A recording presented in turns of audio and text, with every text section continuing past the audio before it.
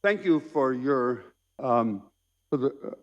passing the word to me, and thank you for this invitation to speak to this very distinguished group. I'm tempted to begin with innumerable apologies because I'm conscious of how, in the presence of such distinguished scholars, I feel a little bit out of place, actually. My paper has, in one sense, a much narrower focus, and by that I mean not merely than many other papers here. I don't mean merely that it focuses on the United States. The United States is one country among others, of course, but it's because it's a continental country, it has within it many different countries, especially from the family point of view. But I'm conscious that my paper is narrow in that sense. I do make a little bit of an effort to look at Latin American patterns to see whether they're similar or different. But mostly my paper is different and narrower because I do spend a little bit of time looking at aggregate trends, how the family in aggregate has changed. Family structure, marital stability, non-marital births, and parenting, and so on. But throughout this paper, I'm much more focused not on aggregate trends, but on disparities within those trends. That is, I'm making the argument that in many cases, the aggregate data hide the fact that there's a growing class disparity in family structure and in parenting and in well-being of kids. And so most of my attention here is not focused on the big trend, or rather, I'm going to argue the big trends, up or down, are misleading because they hide dramatically different trends in the upper class and lower class. I'm going to be speaking very quickly here. We have I'm the one who has the slides, I guess. My central thesis is that there is a large and growing gap between, I'm going to use the very simple language, rich kids and poor kids. I'm going to use basically education as the metric for social class, but honestly, it doesn't matter. You could change, no matter any measure of social class you use would give the same basic picture.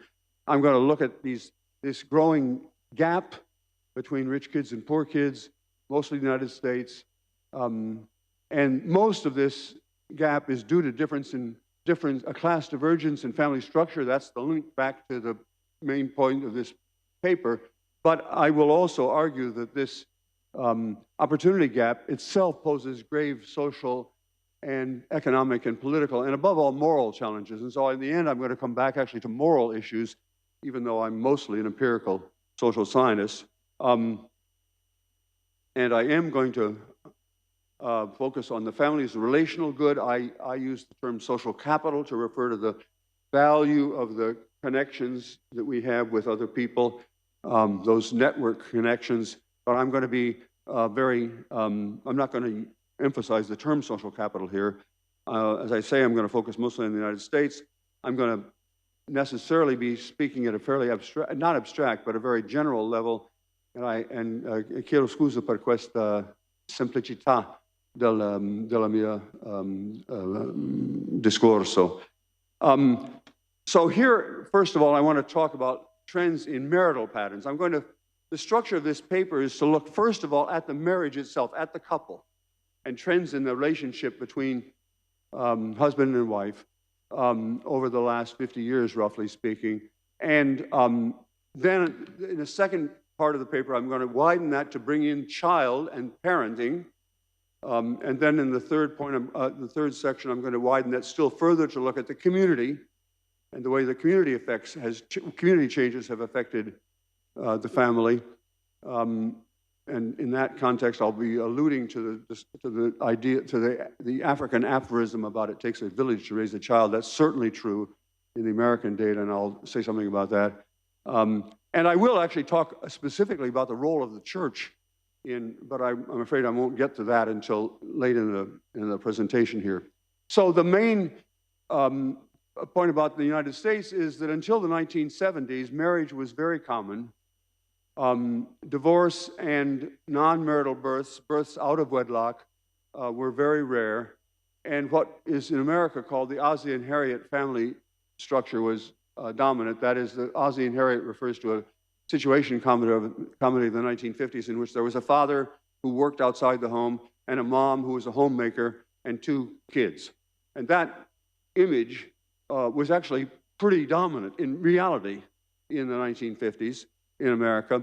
But then came the 1970s, somebody else has already mentioned this, and that family structure simply collapsed in every possible way. Premarital sex exploded, and divorce became epidemic. It had been quite rare earlier, but then it became much more epidemic. And single-parent families began a long ascent, which continues till today. And you would have been forgiven in the middle of the 1970s for thinking that the family structure in America was completely collapsing. And many people did think that. But that was actually quite wrong, as it turned out, because in the 1980s, a 2-tier family structure emerged. And this is going to be a central focus of what I want to talk about. A 2-tier family in which the upper third, by which I mean here college-educated, but as I say, it doesn't matter exactly what measure you use. I'm talking about the upper third of the American society, returned to a neo-traditional family. That is, with a father and a mother and kids, and divorce became rarer, and out of wedlock among the upper third of the population, divorce became became rare. And the only tradition was that Harriet, who in the 50s had not worked outside the home, Harriet is now a lawyer or a social worker, and Dad helps out with the dishes, washing the dishes at night. But other than that, it looks a lot like the Ozzie and Harriet family. That's a kind of a normal, was the old normal, and it's become the new normal among the upper third. But down in the lower 2/3, the marriage structure completely collapsed. There are a lot of labels for this, and people disagree about exactly how to describe it. Probably the most common term is fragile families. In that lower third, I want to just show you some pictures in a second, but in that lower third, family structure has collapsed, and nothing very clear has replaced it, frankly. And that has, as I will argue, very bad consequences for kids who are born into that lower 2/3 of American society. So let me just show you some pictures.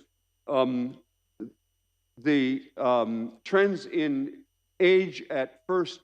mother's age at first birth, as you can see, back into the 60s and even earlier than the 60s, basically working class or poor mothers, but it's better to think of that lower line as not poor, but working class.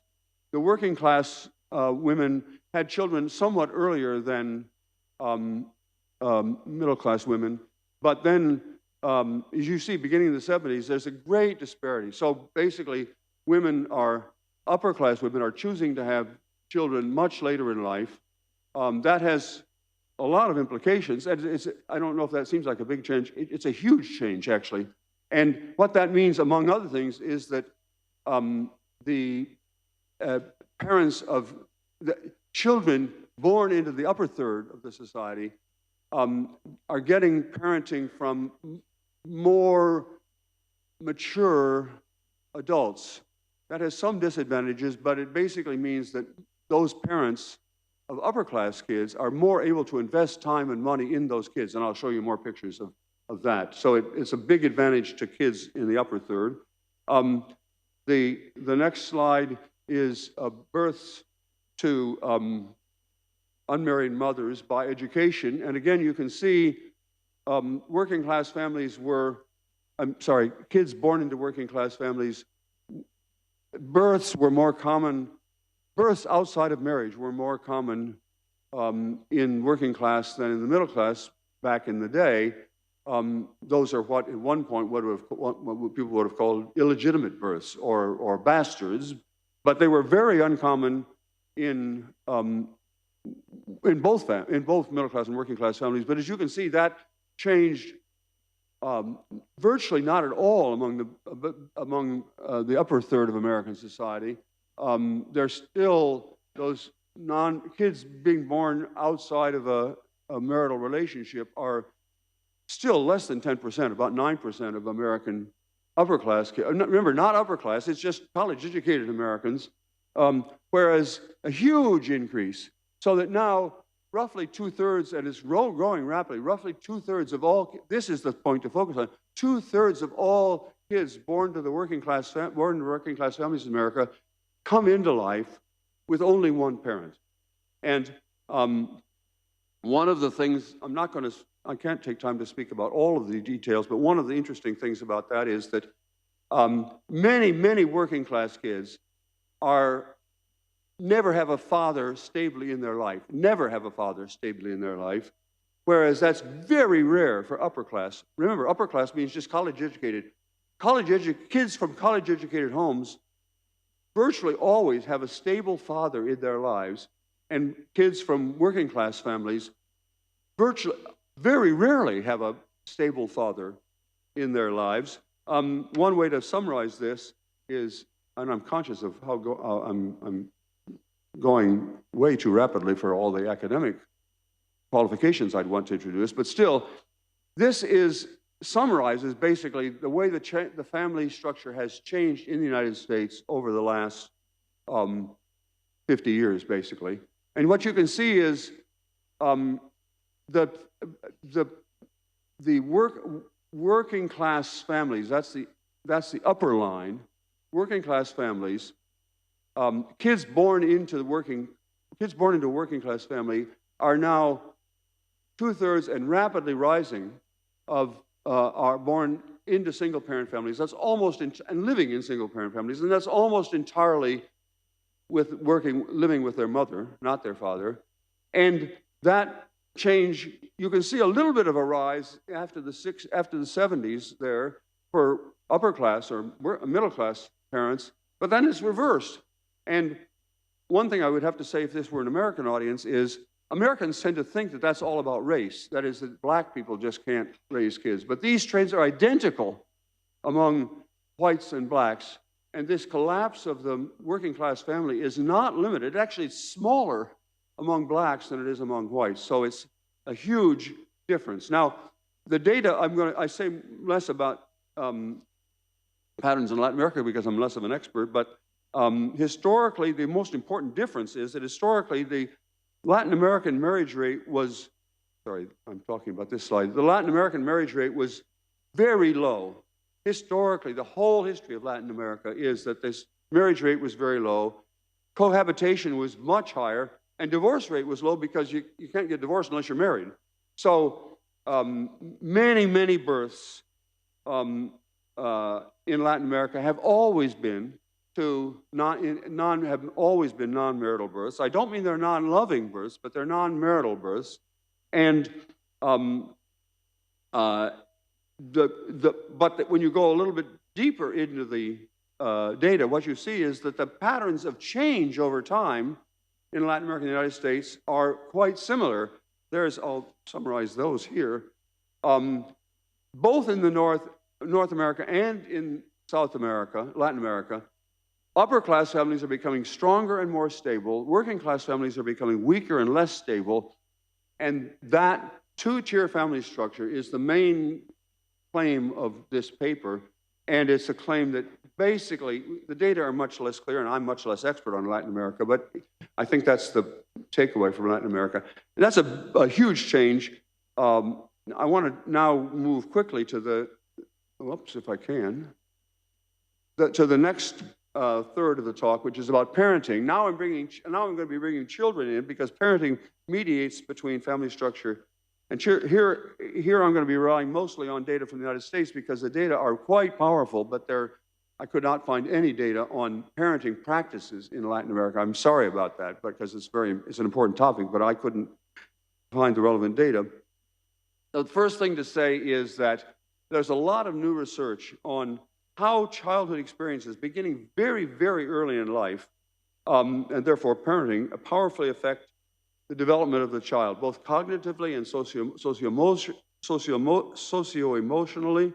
And there are big growing gaps. I'm going to show you pictures in a minute. Big growing gaps in the investments that parents make in their kids, both investments of time and investments of money. And then the results is that there are big differences in big class differences that are not genetic, but that begin very early in life. And I'm going to quickly give some examples here. This will seem like a crazy thing. This is the fraction of kids who have dinner with their parents. You may think, who cares about dining with parents? But it turns out that breaking bread as the sun is setting with the people in your family is a very, very universal concept. And it was universal in America. It began to decline when more American women went out to work, and it became a little harder to coordinate schedules. But then you can see that decline of the family dinner halted sharply. And you can see here that I don't know whether whether I can convince you that family dinners are so important, but what this shows is a very sharp class divergence. It's exactly the same pattern that we found before. It's independent of the pattern, causally independent, but it's the same two-tier family structure. Parents can invest in two ways, basically, in their kids. They can spend money on kids for things like, this is development, what's called developmental spending on kids. It's computers and books and summer camps and so on. You can see huge growing gap in the amount of money per child in upper class families. I shouldn't say upper class, in relatively higher middle class families, huge increases. And actually, the amount per child that working class families can devote to their kids has been declining. And so I don't say that money buys everything, but money buys. What you need to think of this is a growing gap in summer camp and in books and in computers and in all those things that parents can provide to their kids.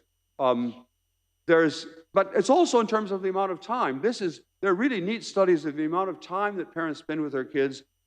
Basically, you can spend parents can spend two types of time with their children, what I call diaper time, that is just physically caring for the child, and developmental time, which means reading to the child or singing and lullabies. And so this looks at trends in developmental time. You can think of this as trends. There's a common American book which is called Good Night Moon. It's a book you read to your children. And you can think of this as trends in good night moon time.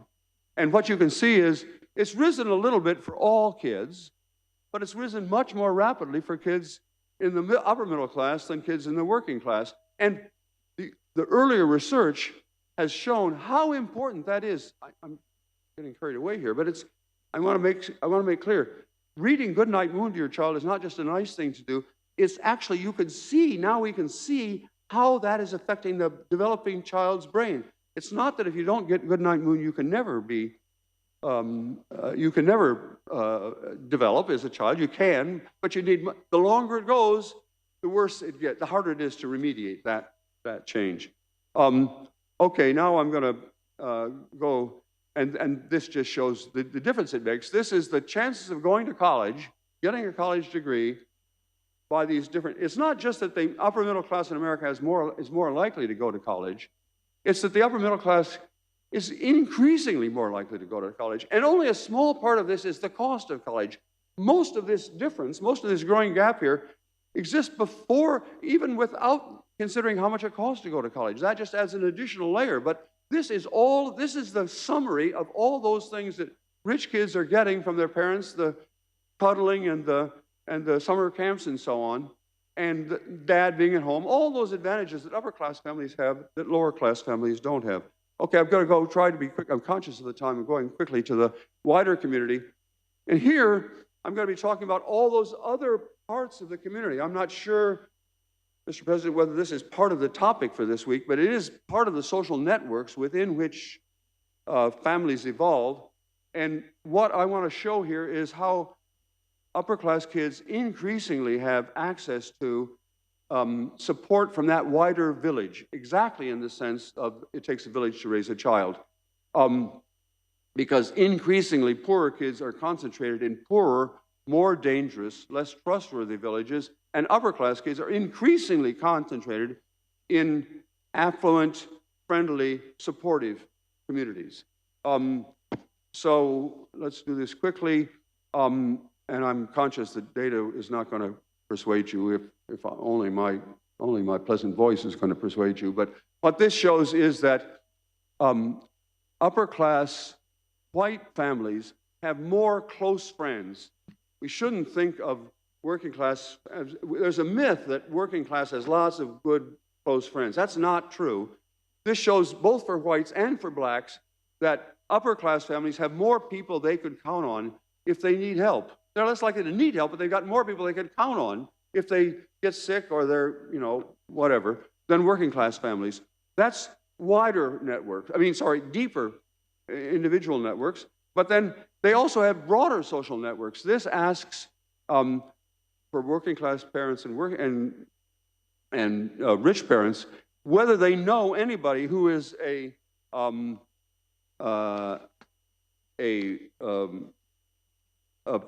teacher, a professor, a janitor, a lawyer, a policeman, a neighbor, and in all of those characteristics, all those roles, social roles, there are likely to be more mentors in the environment of rich kids than in poor kids. That is, I'm trying to illustrate that the networks within which, the community networks within which kids are being raised are much more supportive in rich communities rather than poor communities. And you can see that in the number of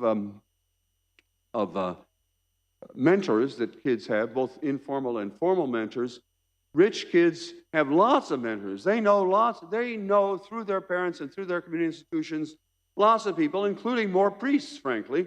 Working class kids, I'm going to show that in a minute, but working class kids, this is in a way one of the messages I want to convey here. Working class kids are increasingly distanced from the church. And that's a big part of the problem. It's not the only problem, of course, but it's a big part of the problem.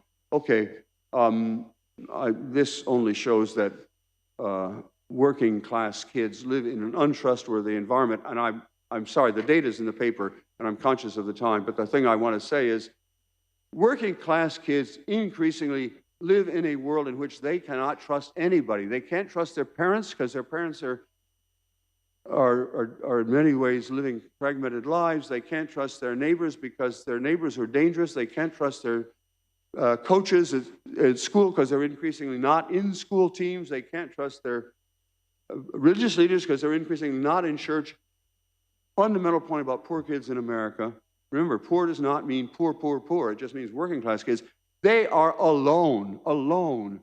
And that solitude is deadly in many, many ways for them. Okay, now I want to come quickly to the church. And some of this is going to be, you're going to like this data, but some of this data you're not going to like. I'm sorry about that. The part that you're going to like is that I, a secular, not very religious person, have actually proven that religious communities, I'll summarize the results of a different book that I wrote. Religious people are just nicer. Religious people, the more often you hang out with other religious people, the more you help old ladies across the street, the more you take part in community activities, the more you vote, the more any civic do-gooding thing that you do, you're more controlling for everything else, you're more likely to do it if you're religious. That's the good news. And religiously engaged kids do better in school and in life. But, and this is, maybe all of you know this, but if you don't, it's a big deal. At least in the United States, the U.S. working class is increasingly unchurched. And working class kids are increasingly, it's not true for middle class kids, they're going to church just as much as ever, but working class kids, remember, that's the lower 2/3 of American society.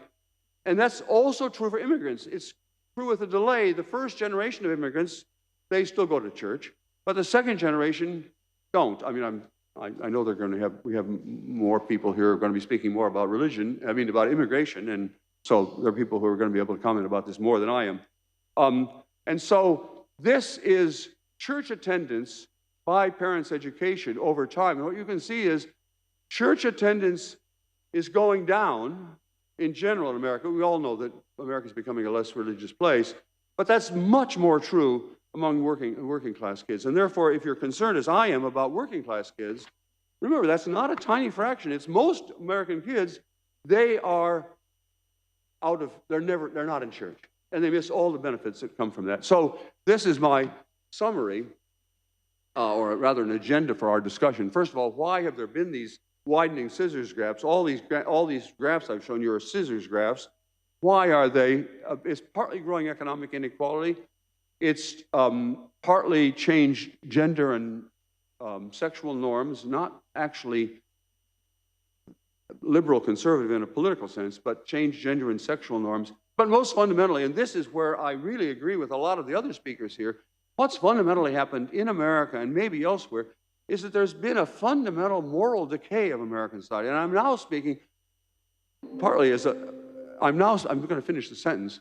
I'm now speaking partly as an empirical social scientist, but partly just as a person.